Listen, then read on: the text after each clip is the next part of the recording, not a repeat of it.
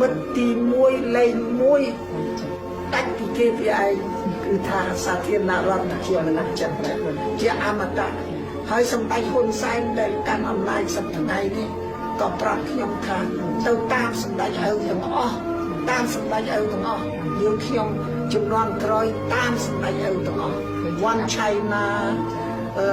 មហាមិត្តភាពហើយដែលជាមហាមិត្ត China People's Republic of China number 1គឺថាលេខ1ចាជាមហាមិត្តលេខ1ហើយគាត់និយាយជាទៀតគាត់និយាយថាបកូនណាព្រះសហាមុនីនឹងគាត់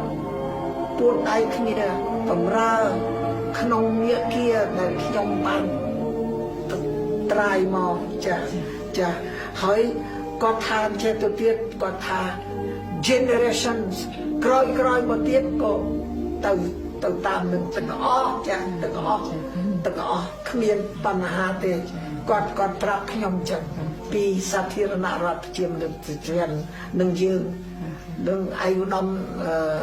អគ្គសម្ដេចហ៊ុនសែនគាត់